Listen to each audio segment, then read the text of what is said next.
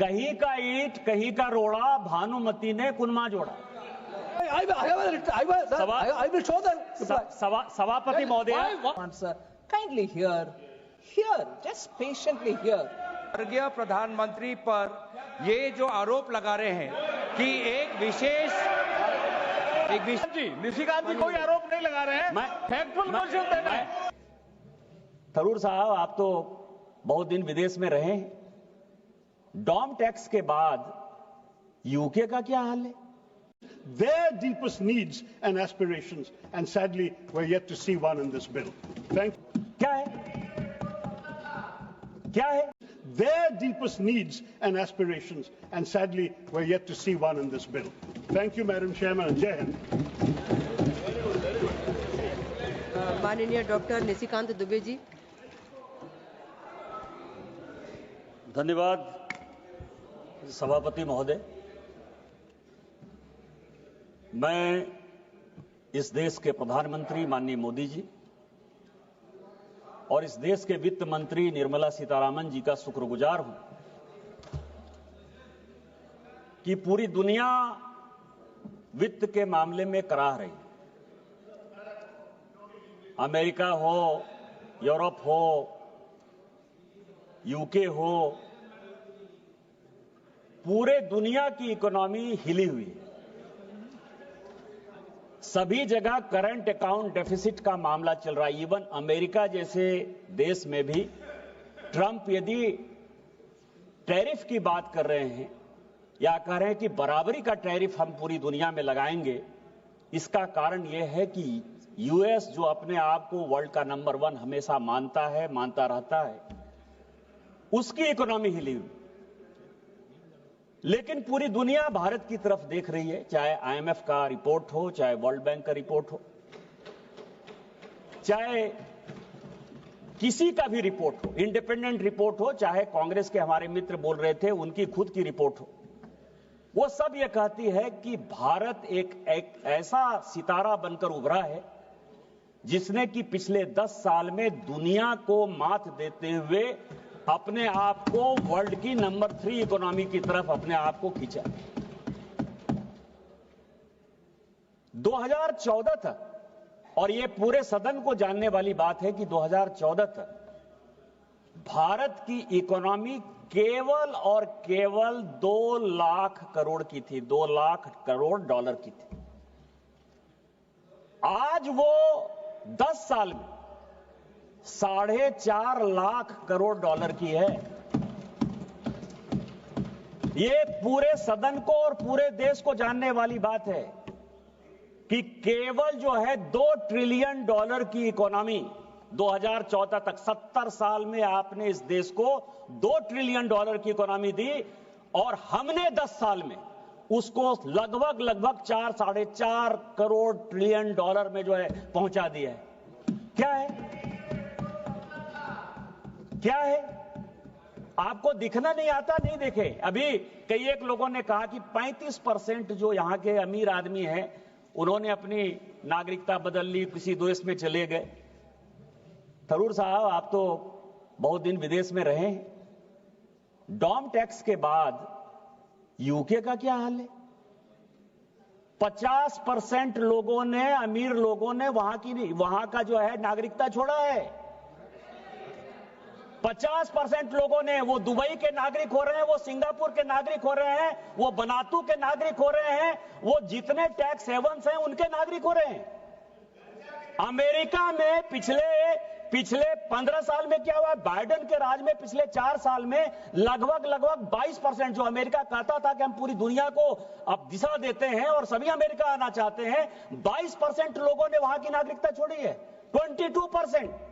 और पूरे European union में 33% लोगों ने नागरिकता छोड़ी है। आप भारत की बात करते हैं। लोग यदि टैक्स छोड़ना चाहते हैं, विल सब्सटेंशिएट, जो मैं कहता हूं उसको मैं सब्सटेंशिएट करूंगा। I know the rule and will substantiate it, so don't worry. ये जो है ये जादूगर का बजट नहीं है, ये मजदूर का बजट है। हम मजदूरी कर रहे हैं। माननीय प्रधानमंत्री जी पिछले 10 साल से जो, इसलिए आपने जो कहा कि ये जादूगरी का बजट है, ये जादूगरी का नहीं, ये मजदूरी का बजट है। और जो आप लोग कहते हैं ना, कांग्रेस का क्या है सिद्धांत? कांग्रेस का सिद्धांत है सुखार्थिनो कुतो विद्या नास्ति विद्यार्थिना सुखा। जो सुखी आदमी हैं, जो इनको हरा हरा चीज दिखाई देता है, उनको कभी विद्या नहीं होती। आप लोगों को कभी ज्ञान नहीं होगा मुझे लगता है, क्योंकि आपको मोदी का विरोध करना है। एक पॉइंट एजेंडा है कि सरकार की सभी चीजों का आपको विरोध करना है, और उस विरोध में आपको कोई चीज अच्छा नहीं दिखाई देगा। मैं आपको बता रहा हूं, जब हमारी सरकार बनी 2014 में, टैक्स जीडीपी रेशियो क्या था? टैक्स को आप यदि कैलकुलेट करते हैं पूरी दुनिया में या देश में, तो सबसे पहला होता है कि टैक्स जीडीपी क्या था। टैक्स जीडीपी मैं बताता हूं कि 2009 में टैक्स जीडीपी रेशियो था 6.8, 2010 में यह चला गया 6.7, 2010 में यह चला, 2011 में चला गया 6.6, 2012 में चला गया 6.5। जब हमने चार्ज लिया, टैक्स जीडीपी रेशियो 6.5 था। क्यों? वाजिद अली का सामना था, लखनऊ विलासिता के रंग में डूबा हुआ था, सारे के सारे करप्शन जो है भरे पड़े थे, किसी के ऊपर जो है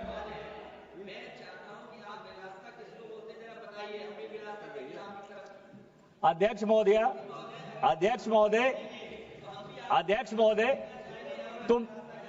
मैंने तो एक कहानी का जिक्र किया।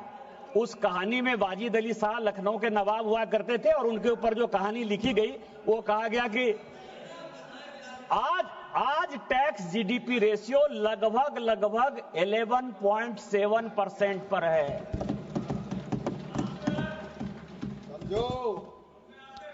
मध्यम वर्ग को 12 लाख का जो है, जो सैलरीड क्लास है, उसको 12 लाख और उसके एग्जेम्पशन को यदि जोड़ लें तो लगभग 13 लाख का जो है हमने फायदा पहुंचाया है। और सारे परेशानी की जड़ इस पूरे बजट में, पिछली बार मैंने बजट का भी भाषण सुना और अभी भी मैंने फाइनेंस बिल पर भाषण सुना, वही बोन ऑफ कंटेंशन है। आज आप टैक्स कंसेशन, टैक्स रिबेट, मध्यम वर्ग, गरीब सबकी बात करते हैं। कभी आपने देखा कि आपके जमाने में क्या हुआ? मैं कई एक बजट स्पीच लेकर आ रहा हूं। मैंने सोचा कि 10-10 साल के अंतराल पर जो इस देश में बजट स्पीच हुए हैं उनको जरा अध्ययन किया जाए। 1954 में मैं सीडी देशमुख साहब का बजट स्पीच लेकर आया। उन्होंने कहा कि हमने एक एग्रीमेंट किया है वर्ल्ड के साथ कि 86.7% से ज्यादा जो है इनकम टैक्स हम लोगों के ऊपर नहीं दे सकते हैं, इसलिए 40,000 से ऊपर, यह सबको जानने वाली बात है कि 40,000 से ऊपर जिन लोगों को टैक्स लगता है उनको हम 92.5% टैक्स ब्रैकेट में रखते हैं। इस देश में 92.5% टैक्स था 1954 में, 92.5%। 1964 का बजट स्पीच लेकर आ रहा हूं मोरारजी भाई का। 1964 इनकम टैक्स कितना था? 50,000 से ऊपर लोगों को लगभग 94%। और फिर मैं 1973 का श्रीमती इंदिरा गांधी जी का बजट स्पीच लेकर आया हूं 1973 में। वो कह रही है कि 94% से कम में काम नहीं चलेगा। और फिर मैं बीपी सिंह साहब का बजट स्पीच लेकर आया हूं राजीव गांधी जी के समय 86 में, 62.7%। आपने क्या किया गरीबों के साथ, मिडिल क्लास के साथ? बताओ। हम क्या कर रहे हैं? हमने 13 लाख रुपया जो सैलरीड क्लास का है उसको हमने कहा कि आपको 1 रुपया टैक्स नहीं देना पड़ेगा। और यदि एक परिवार में 4 लोग हैं, 4 लोग कमाते हैं, यदि हस्बैंड है, वाइफ है, उसके बच्चे हैं, तो लगभग आप समझिए कि 50 लाख से ऊपर किसी को टैक्स नहीं लगेगा। और कौन ऐसा परिवार है इस देश में? कुछ लोगों को छोड़ दीजिए, 2%, 3% को, जिसके यहां की 50 लाख से ज्यादा इनकम है। आप क्या बात करेंगे? दूसरा मैं लेकर आया हूं कॉर्पोरेट। अभी बहुत बड़ी बात कही कॉर्पोरेट। इस देश को जानने वाली बात है कुछ चीजें। 1966 में रिलायंस, हमारे सरकार को बहुत कहा जाता है कि अडानी की सरकार है, अंबानी की सरकार है। जब अपोजिशन में, जब कांग्रेस इधर थी, जब कांग्रेस थी तो हम भी कहते थे कि ये टाटा की सरकार है, बिरला की सरकार है। इस देश में जानने वाली बात है कि 1966 में रिलायंस इंडस्ट्री आई, 66 में, और 98 तक मैं ऑन रिकॉर्ड ये बात कर रहा हूं मिस्टर कार्ति चिदंबरम, 98 तक रिलायंस इंडस्ट्री 1 रुपया टैक्स नहीं देती थी इस देश में। ऑन रिकॉर्ड कर रहा हूं मैं। 87 में उनको परेशान करने के लिए माननीय Rajiv Gandhi ji minimum alternative tax mat लगाया 1987 में, और 88 में उसका इंप्लीमेंटेशन रोक दिया। 88 में बेनामी ट्रांजैक्शन एक्ट लाया राजीव गांधी जी ने, 88 में। इस देश को जानने वाली बात है, बेनामी ट्रांजैक्शन एक्ट, बेनामी प्रॉपर्टी को रोकने के लिए उसका रूल जो है माननीय अध्यक्ष महोदया, उसका रूल जो है 2011 तक नहीं बना, 2011 तक नहीं बना। और आप जिस टैक्स की बात कर रहे थे शशि थरूर साहब, ये बात फैक्ट है कि 48 लाख। हाँ बोलिए बोलिए बोलिए, मैं बैठ जाता हूं, बोलिए। बजट पेश किया तो नाम नहीं लगा। बोलिए कौन सा पॉइंट है, मैं पॉइंट बताइए ना, ये पॉइंट बताएंगे ना। नंबर 2 मैडम 352 स्वर्गीय प्रधानमंत्री पर ये जो आरोप लगा रहे हैं कि एक विशेष कंपनी के मद्देनजर रखते हुए एक सरकारी कानून लाया गया है, ये पूरी तरीके से उनके छवि को धूमिल करने का। माननीय कोई आरोप नहीं लगा रहे निशिकांत जी कोई आरोप नहीं लगा रहे हैं। फैक्चुअल पोजीशन देना कोई आरोप नहीं होता। फैक्चुअल पोजीशन देना कोई आरोप नहीं होता है। मैं देख प्लीज माननीय सदस्य, अगर ऐसा कुछ होगा तो देख। मैंने सभापति महोदया,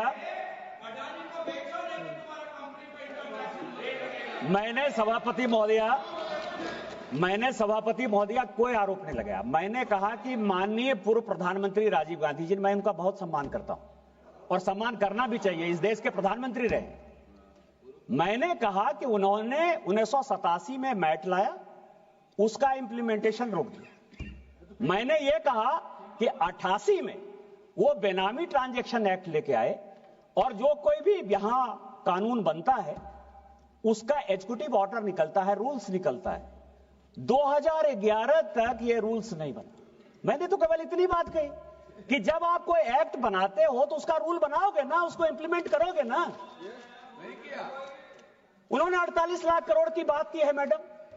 ये जो टैक्स है ये केवल दुनिया को दिखाने के लिए आप टैक्स पे रेट करते हो, और किसी के ऊपर, मैं आपको बताऊं कि उसमें से 48 लाख करोड़ का जो टैक्स बाकी, उसमें 43 लाख करोड़ रुपया जो नोशनल है, जो आपने कहा कि यदि आ जाता तो फिस्कल डेफिसिट कम हो जाता। मिस्टर थरूर, मैं आपको बताऊं, उसमें एक जो बिल है लगभग 1,10,000 करोड़ का हसन अली का। हसन अली कौन था? काशीनाथ टपोरिया कौन था? एक घोड़ा का व्यापार करने वाला आदमी जिसने कि 2007 तक कोई इनकम टैक्स नहीं दिया।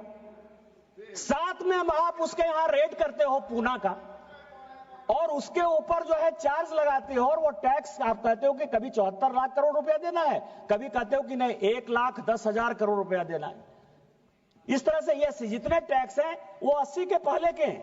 और मैं आपको बताऊं कि उसमें एक टैक्स जो है, अब मैं आपको एक पढ़ के बताता हूं, मैं नहीं बोलना चाहता था, अब आप पढ़ो, सुनो। उसमें से एक टैक्स जो है बिन चड्ढा का भी है, बोफोर्स का है। मैं आपको पढ़ देता हूं, ये क्वेश्चन है। ये क्वेश्चन पूछा गया 25 फरवरी 2011, और क्वेश्चन पूछा, अनस्टार्ट क्वेश्चन है। उसमें यह पूछा गया कि whether the Bofors case is also lying in the income tax tribunal, if so the details thereof and time since when the case is pending, along with और उसके बाद पूछा गया कि whether the central bureau of investigation has not taken this case seriously, यह question पूछा गया और उसका जवाब आप ही की सरकार, आपने कहा कि हां यह बात सही है कि 87-88 से लेकर 93-94 तक इनकम टैक्स डिपार्टमेंट ने विन चड्ढा के ऊपर, हिंदुजाज के ऊपर, एसके भटनागर के ऊपर, यह बड़ा केस है और इसके ऊपर जो है इनकम टैक्स ने बताया कि उन्होंने इलीगल तरीके से बोफोर्स के जो किकबैक आए थे उसमें से पैसे नहीं दिए, वो आज भी पेंडिंग। और दूसरा आपने उसी के आगे कहा कि हम सब कुछ जानते हैं कि इसमें बोफोर्स के पैसे आए, बिन चड्ढा को पैसे गए, बिन चड्ढा का आपका उत्तर है, इसीलिए मैं इसको कार्ति जी मैं आप बताएं तो मैं इसको प्लेस ही कर दूंगा क्योंकि वो ऑन रिकॉर्ड है। लेकिन वो आप कह रहे हैं कि इसके बावजूद भी जितने एक्यूज थे बोफोर्स के इंक्लूडिंग कोथरोची, हमने सबको क्लीन चिट देके बाहर कर दिया सीबीआई में। ये आपका जवाब। आप हमारे ऊपर चार्ज लगा रहे हो कि 48 लाख करोड़ रुपया कहां गया, 43 लाख करोड़ रुपया कहां गया, और इसी तरह के नोशनल टैक्स लगाकर या नोशनल बातें बताकर आप मुझे परेशान करना चाहते हो, इस सरकार को परेशान करना चाहते हो, सरकार के नीतियों को परेशान करना चाहते हो, और इस देश को जो कि हम वर्ल्ड की नंबर 3 इकोनॉमी बनाना चाहते हैं उसके लिए जो है आप परेशान कर रहे हैं। बर्दाश्त करो, बर्दाश्त करो, बर्दाश्त करो। जी जी, ये भरतरी माता साहब कुछ बोल रहे।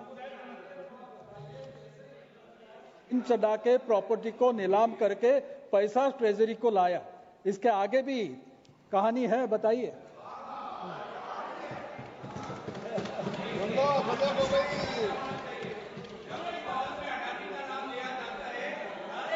कुछ भी रिकॉर्ड में नहीं जाएगा। सभापति महोदया, सभापति महोदया, प्लीज बैठिए, बैठिए। सभापति महोदया, भरतरी माताब साहब इस सदन के सबसे सीनियर एमपी हैं, संजोग से हम लोगों को जो है प्रोटेम स्पीकर के तौर पर उन्होंने शपथ भी दिलाया। भरतरी माताब साहब एक कमेटी के चेयरमैन थे, पीएससी सब कमेटी के, उसमें मैं और मेरे बहुत अच्छे मित्र जो इस बार चुनाव नहीं लड़े, शिव कुमार उदासी साहब, हम तीनों उनको सहयोग कर रहे थे। और ये बातें जब हमने कही तो हमने सीबीआई और इनकम टैक्स दोनों को चेयरमैन के नाते जो है मिस्टर महताब ने बुलाया और मिस्टर महताब ने ये इंसिस्ट किया पब्लिक अकाउंट्स कमेटी के सब कमेटी के चेयरमैन के तौर पर कि बोफोर्स का ये केस है, जब ये प्रूफ कर दिया है इनकम टैक्स ने कि किकबैक लिए गए हैं और बिन चड्ढा ने उस किकबैक से प्रॉपर्टी खरीदी है, तो जो उसके वारिस बचे हुए हैं, बिन चड्ढा की डेथ हो गई थी, उसके जो वारिस बचे हैं उसको आप नीलाम करिए और पैसे लाइए। और इसके लिए मुझे लगता है कि भरतरी महताब साहब की कमेटी को धन्यवाद देना चाहिए इस देश को कि हमने उस पैसे को जो है ट्रेजरी में जमा करवाया। अब मैं आऊंगा सभापति महोदया, ये सीएजी की कुछ रिपोर्ट लेकर मैं आया हूं। इस देश में बहुत बातें चलती हैं कि कॉरपोरेट को हम मदद करते हैं, आम लोगों को मदद नहीं करते हैं। एक रिपोर्ट जो है ये रिसिप्ट ऑफ बजट 13-14 जिस साल की हम लोग सरकार से आए, ये भारत सरकार का रिपोर्ट है। भारत सरकार जो क्या होता था कि जब मैं पहली बार एमपी बनकर आया, यहां तो हमसे बहुत सीनियर लोग हैं, एक चैप्टर जो है, एक बुक हम लोगों को मिलता था रेवेन्यू फॉरगॉन का, कॉर्पोरेट को कैसे फायदा पहुंचाया जाता था, ये मैं आपको बताऊं। और ये सीएजी की रिपोर्ट जो मैं कह रहा हूं, ये सीएजी की रिपोर्ट जो लेके आया हूं मैं, वो ये दिखा रहा है कि इस देश में कॉर्पोरेट टैक्स लगभग 33%, जो 2004 से लेकर 14 तक यूपीए चलाती रही, 4 से 14 तक 33%। सेस की बात की अभी मिस्टर थरूर ने, तो सेस को यदि मान लेंगे तो टोटल वो टैक्स बढ़ता था 38.9 के आसपास। सीएजी कह रहा है कि 10 साल में किसी भी कॉर्पोरेट ने उसने 400, इस देश के 400, ये 13-14 की रिपोर्ट है, 400 बड़े इंडस्ट्रियल हाउस का जो है नाम दिया उसका जो टैक्स था वो केवल 22.3% था। 22% से ज्यादा कॉर्पोरेट ने कभी इस देश में टैक्स ही नहीं दिया 2014 तक। हमने क्या टैक्स दिया? हमसे आपने कभी 40% वसूला, कभी 30% वसूला, कभी 25% वसूला। 3 लाख 4 लाख के बाद जो है, जो गरीब आदमी है वो भी टैक्स देना शुरू कर दिया।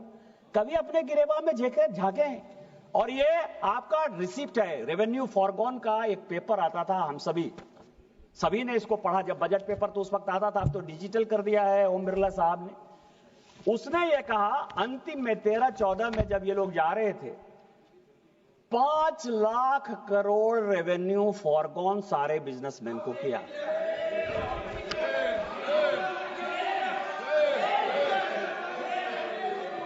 दिस इज हियर, ये मैं 13-14 का जो है पूरा वो रेवेन्यू फॉरगॉन का ये रिपोर्ट लेकर आया हूं।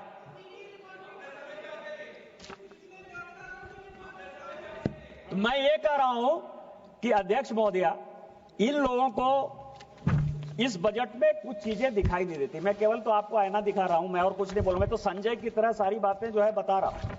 यदि आप सुनना चाहते हैं तो सुनिए, नहीं सुनना चाहते हैं मैं क्या करूं। अब रोजगार की बात कर रहे हैं, कि इस बजट में रोजगार के लिए क्या क्या है। आप लोग सबसे ज्यादा चिंता जो है उसी पर कर रहे हैं। मैं रोजगार पर ही आता हूं। इंटरनेशनल फाइनेंसिंग सर्विस सेंटर, इसके ऊपर हमने जो है बहुत ज्यादा ध्यान दिया। उसके टैक्स के कंसेशन के बारे में, जिससे कि नए नए स्टार्टअप्स खड़े हों, नए लोग आए, नई इक्विटी आए, नए डेवलपमेंट हो। कभी आपने इस बजट को पढ़ा है? इलेक्ट्रॉनिक मैन्युफैक्चरिंग दूसरा ऐसा सेक्टर है जिस पर कि यह सरकार इस बजट में, इस फाइनेंस बिल में बहुत कुछ लेकर आई है। और फिर मैं पूरे सदन का और पूरे देश का ध्यान आकर्षित करना चाहता हूं। बहुत बातें होती हैं कि यहां मैन्युफैक्चरिंग नहीं हो रहा है, हम लोग फेल हो रहे हैं, चाइना आगे बढ़ रहा है, ताइवान आगे बढ़ रहा है। चिप्स का सवाल हो, सेमीकंडक्टर का सवाल हो, टेलीफोन का सवाल हो, मोबाइल का सवाल हो। कार्ति जी, आपके लिए 96 में आपके पिताजी 97 में, जब वो देवेगौड़ा साहब और इंद्र कुमार गुजराल साहब के साथ मंत्री थे, ITA international telephone agreement, telecom agreement ITA 1 वो साइन कर, और पूरी दुनिया में 194 कंट्री है, अब तो 195 हो गया है। 195 कंट्री में केवल 17 कंट्री सिग्नेटरी थे। बाद में वो बढ़कर 29, इवन चाइना भी उसका सिग्नेटरी नहीं था। चाइना भी उस एग्रीमेंट का पार्ट 2003 में हुआ। और हमने क्या एग्रीमेंट कर लिया? हमने एग्रीमेंट कर लिया कि 2004 तक ये जितने इलेक्ट्रॉनिक्स हैं, टॉयज हैं, हार्डवेयर हैं, सॉफ्टवेयर हैं, चिप्स हैं, सेमीकंडक्टर हैं, कहीं से भी लेके आ जाइए, हम 0 ड्यूटी लेंगे। पूरी कस्टम ड्यूटी एबॉलिश कर दी। ये एग्रीमेंट साइन कर लिया। मैं उस कमेटी का चेयरमैन हूं, मिस्टर थरूर इसके पहले उस कमेटी के चेयरमैन थे, प्रताप राज यादव थे। हम लोग लगातार मेहनत कर रहे हैं, लगातार सरकार को कह रहे हैं। मैं शशि थरूर साहब का धन्यवाद दूंगा कि उन्होंने भी इस बात के लिए लगातार कहा कि ITA 1 से भारत को कैसे निकलना है। हम चाहकर भी ITA 1 से बाहर नहीं निकल पा रहे हैं, लेकिन यही इस देश के प्रधानमंत्री थे और निर्मला सीतारामन जी थी कि 2015 से पूरी दुनिया ITA 2 को साइन करने के लिए कह रही है। और हमने कहा कि हम किसी कीमत पर नहीं करेंगे, क्योंकि हमारी मैन्युफैक्चरिंग को बढ़ावा देना है। और जब आप रोपा पेड़ बबूल का आम कहां से हो? आपने जब 0% कस्टम ड्यूटी साइन कर लिया कि उसमें एक्साइज नहीं लगेगा, उसमें कस्टम नहीं लगेगा, इसके बाद क्या हो गया? पूरी की पूरी, इवन जो गणेश जी की प्रतिमा है या जो हम दिवाली में चुलबुलिया बल्ब लगाते हैं, वो भी चाइना से आ रहा है। ये सब आपके देन है। और आप मुझे कहोगे कि हम क्यों नहीं कंपीट कर पा रहे, हम क्यों नहीं कंपीट कर पा रहे। लेकिन इस बजट में हमने इलेक्ट्रॉनिक्स और मैन्युफैक्चरिंग को बढ़ावा देने के लिए, स्टार्टअप्स को बढ़ावा देने के लिए हमने एक बड़ा कदम उठाया। दूसरा, इस देश में दो चीजें हैं, इस देश में दो चीजें। हाँ लीजिए, समय लीजिए।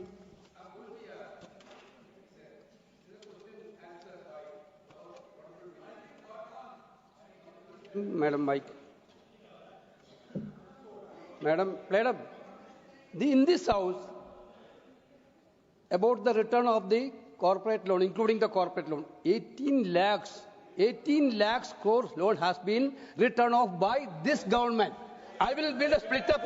That is the, you are talking about the UPA period. 18 lakh crores. Then the question, then specifically member asked the question whether how much the corporate loan was being written off. Then there is no data within us. The reply from the minister. What a shame is that, madam. I will show the reply. सभापति महोदया, कहीं का ईंट कहीं का रोड़ा, भानुमति ने कुनमा जोड़ा। हमने रेवेन्यू फॉरगॉन की बात की और वो एनपीए की बात कर रहे हैं। ये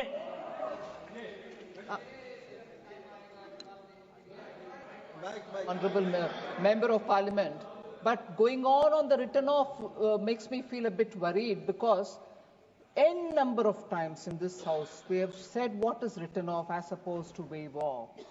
Written off is not as if it's a giveaway. We are following up with cases. 1 minute. I've heard you. You should hear me. Madam, I think you should listen. K.C. Venugopal ji, you're a senior member. I heard you. I am trying to say I'll answer, but I'll also want to explain it much before my turn comes to answer. Kindly hear. Just patiently hear. So, madam, waive off and written off is something which is going to continue forever in this house, despite any number of answers. But I will certainly answer all over again. First of all, when responding in the name of waive off and written off, when Honorable Member Nishikant Dubey is talking about revenue foregone related matter, they are not counterpoints. That's one thing. This is another. On this, I will certainly give my answer. Nishikant जी, यहाँ tax की बात हो रही है, banking की बात नहीं हो रही है। मैं फाइनेंस बिल पर बात कर रहा हूं। और इस देश के बड़े सीनियर नेता हैं वेणुगोपाल साहब, मैं बहुत आदर करता हूं, हमारे पब्लिक अकाउंट्स कमेटी के भी चेयरमैन हैं। रिटर्न ऑफ, बैंक का रिटर्न ऑफ और रेवेन्यू फॉरगॉन, ये दोनों बड़े डिफरेंस है। इसके बारे में डिफरेंस, और उसके बारे में जब वो जवाब देंगी तो जवाब देंगी। लेकिन मैं इतना कह सकता हूं कि कई एक चीजें उसमें फोनो बैंकिंग की है। फोन पर जो बैंकिंग होती थी वो माननीय मोदी जी ने 2014 में रोक दिया है, उसके कारण ये हुआ है। लेकिन मैं आप वो बताएंगे, जवाब देंगे।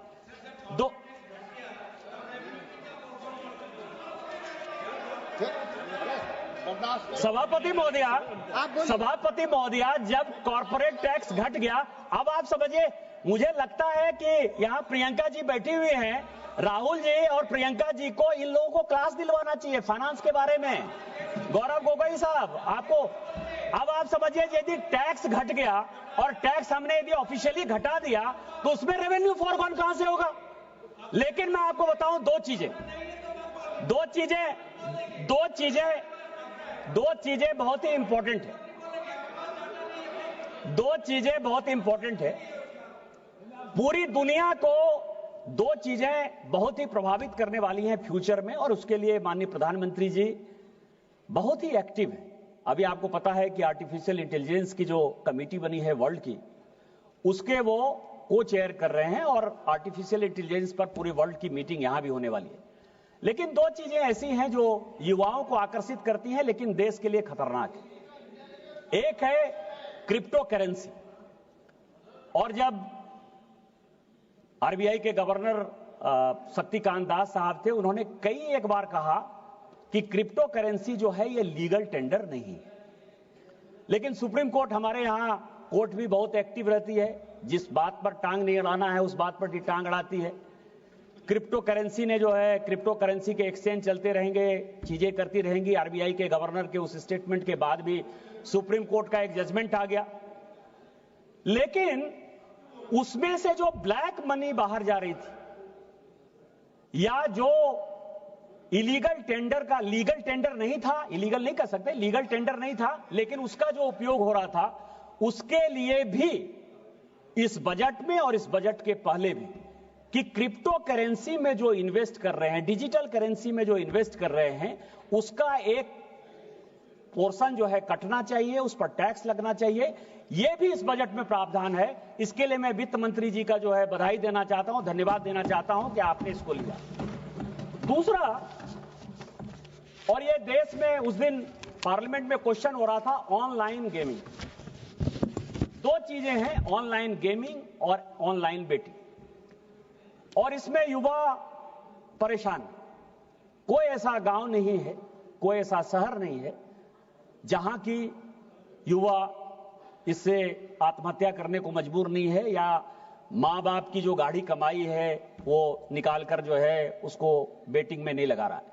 इसमें भी राज्य सरकार का विषय था, केंद्र ने बहुत कुछ करने की कोशिश की, लेकिन फिर सुप्रीम कोर्ट बीच में आ गया और सुप्रीम कोर्ट ने कहा कि बेटिंग अलग चीज है, गेमिंग अलग चीज है, और गेमिंग जो है वो स्किल है, और इसके आधार पर भारत सरकार मजबूर है, बहुत कुछ नहीं कर सकती है।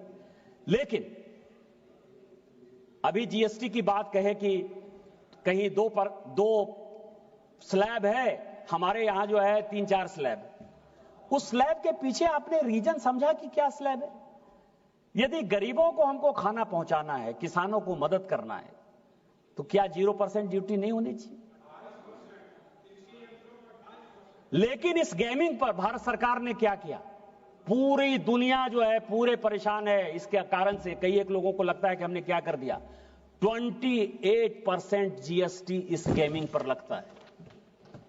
इसके लिए आप भारत सरकार को नहीं कहेंगे, और इस कारण से जो गेमिंग की एक बड़ी इंडस्ट्री क्रिएट हो रही थी इस देश में, वो तहस नहस हो रही है। और यदि इसी तरह चलता रहा, आप तो कहेंगे ही, आपके यहां तो बड़ा एक है आदमी, दयानिधि साहब, सेंट डियागो सेंट मार्टिन, क्या पता नहीं क्या नाम है उसका, यही काम है, एक कभी 1 लाइन लॉटरी देखता है, 1 डिजिट लॉटरी देखता है, और उसने जो है उसने किसको किसको चंदा दिया? इस चंदा को जो है उसने चंदा बंगाल में जो है ममता बनर्जी जी की गवर्नमेंट को दिया और आपको दिया इलेक्टोरल बॉन्ड्स में। यही है सेंट मार्टिन, यही है, उसी का फंड लेकर आप यही बात करोगे।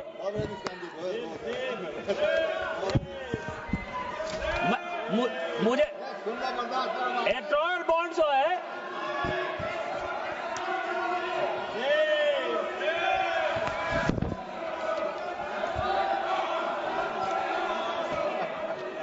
इसके बाद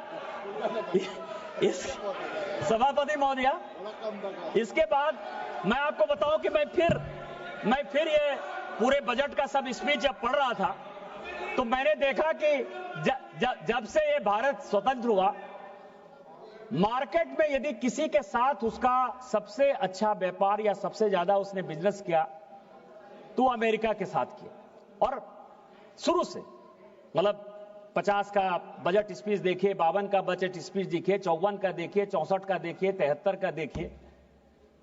आज जो स्थिति है कि लग रहा है कि ट्रंप एडमिनिस्ट्रेशन आने के बाद हमारा जो है व्यापार कैसे हो और हम अपने टैरिफ को एडजस्ट कैसे करेंगे। और यही कारण है कि इस बजट में हमने यूरोपियन यूनियन के साथ, यूके के साथ, नए मार्केट्स के साथ, यूएस के साथ, किस तरह के चाइना के साथ यदि व्यापार कम करना हो, बंद करना हो, वो भी भारत सरकार को करना चाहिए, मेरा व्यक्तिगत सुझाव है। ठीक है ना? और उसके लिए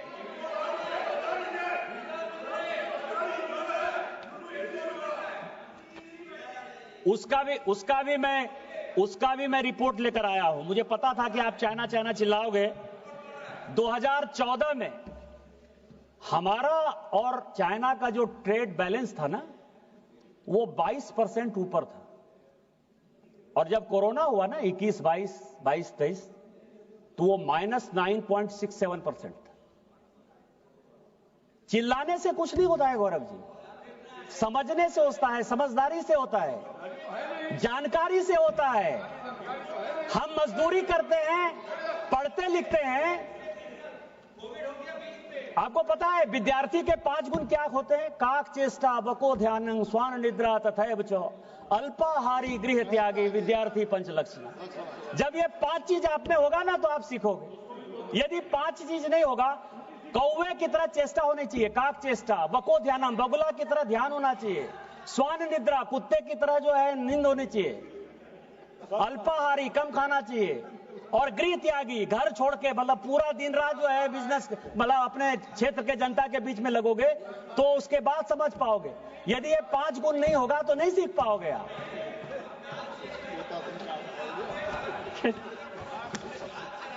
पढ़ाओ।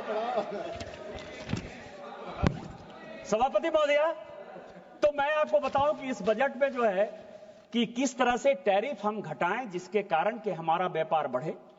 Current account deficit, mister Tharoor आपकी जानकारी के लिए कि इस देश में करंट अकाउंट डेफिसिट केवल एक बार ऐसा था जो कि कम था। हमने ज्यादा जो है एक्सपोर्ट किया था, इंपोर्ट कम हुआ था। वो माननीय वाजपेयी जी की सरकार थी। पूरे इतने भारत के इतने वर्षों के इतिहास में वो केवल एक बार 2004 में था, और उसी को आप थोड़ा सा इंतजार करिए, 2027 के बाद जब हम तीसरी बड़ी इकोनॉमी हो जाएंगे तो थोड़ा सा इंतजार करिए, हम लगातार जो है हमारा करंट अकाउंट डेफिसिट जो है कम होगा। इसके लिए आपको बहुत चिंता करने की आवश्यकता नहीं है। इसके अलावा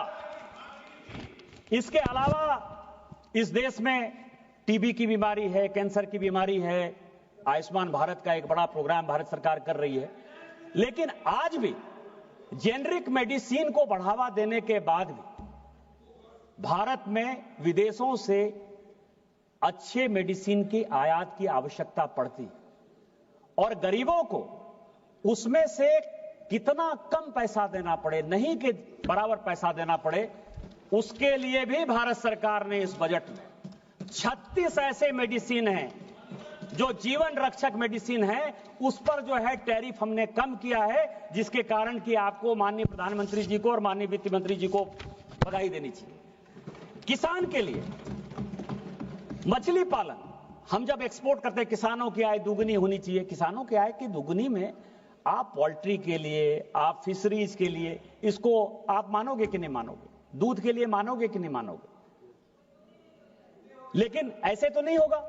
तो मछली पालन के लिए जिस इक्विपमेंट की आवश्यकता है, जिन चीजों की आवश्यकता है, जिसमें कि हम वर्ल्ड में जो है नंबर 1 एक्सपोर्टर बन पाए मछली पालन के लिए, उसका भी इस बजट में जो है एक बड़ा जिक्र है कि हमने उसकी टैरिफ ड्यूटी को जो है कम किया है। अभी लौट के आई हैं सुनीता विलियम्स, हम भी चंद्रमा पर जाना चाहते हैं, मंगल पर जाना चाहते हैं, हमारा एक प्लान है।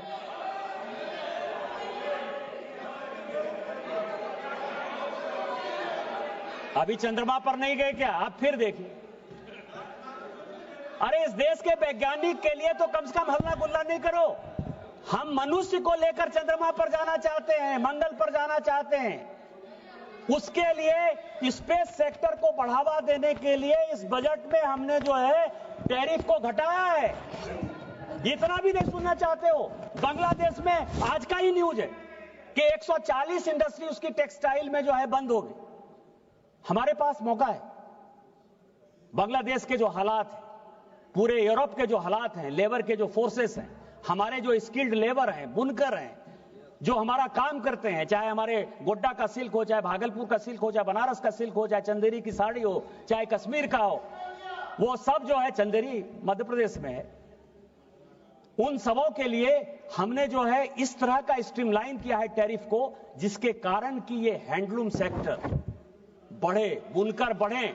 और बुनकर में आप लोग को मुसलमानों का भी वोट नहीं चाहिए, ज्यादातर तो बुनकर मुसलमान ही है। काहे चिल्लाते हो भाई?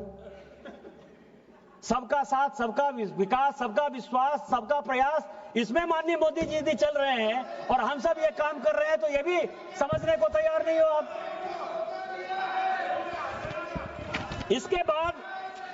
इसके बाद जीएसटी में, बस 4-5 मिनट में मैं खत्म करूंगा। जीएसटी में अभी कहा गया कि जीएसटी रैशनल होना चाहिए। मुझे लगा, शशि थरूर साहब का सम्मान करता हूं, बहुत पढ़ते लिखते हैं, लेकिन मुझे लगता है कि शायद नई किताब लिख रहे होंगे तो फाइनेंस बिल थोड़ा कम पढ़ पाए। हो सकता है। इसमें मैं आपको बताऊं कि पूरे फाइनेंस बिल में amendment in section 2 of CGC act 2017, इसमें हमने क्या रेशनल करने के लिए किया है।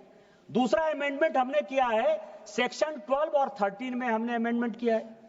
Amendment in section 17 of GST act 2017, चूंकि बहुत बड़ा अमेंडमेंट है, इसलिए मुझे लगा कि पूरे हाउस को बता दूं, क्योंकि जीएसटी पर सभी लोग चर्चा करते हुए इसकी बात करेंगे। सेक्शन 20 में हमने अमेंड किया है, सेक्शन 34 में हमने अमेंड किया है, सेक्शन 38 में हमने अमेंड किया है, सेक्शन 39 में हमने अमेंड किया है, सेक्शन 107, 112 में हमने किया है, सेक्शन 122 में किया है, सेक्शन 148 में किया है, सेक्शन शेड्यूल 3 में किया है। इतने अमेंडमेंट करने के बाद भी यदि आपको लगता है कि हम लोगों ने इस पर काम नहीं किया, तो मैं आपको क्या कर सकता हूं? मैं इतना ही आपको कह सकता हूं कि माननीय प्रधानमंत्री जी हमेशा कहते हैं कि जिस दिन से चला हूं मेरी मंजिल पर नजर है, जिस दिन से चला हूं मेरी मंजिल पर नजर है, आंखों ने कभी मील का पत्थर नहीं देखा। इस नए ऐतिहासिक फाइनेंस बिल के लिए मैं इस देश के प्रधानमंत्री माननीय वित्त मंत्री का शुक्रगुजार हूं कि उन्होंने मध्यम वर्ग के लिए, गांव के लिए, गरीब के लिए, किसान के लिए, सबके लिए एक बड़ा प्रयास किया है। और हम 2027 तक इस दुनिया की तीसरी इकोनॉमी और 2034 से लेकर 40 के बीच में नंबर 2 और नंबर 1 की इकोनॉमी बनेंगे। इसी विश्वास और इसी विकास के साथ जय हिंद, जय भारत। माननीय सदस्य श्री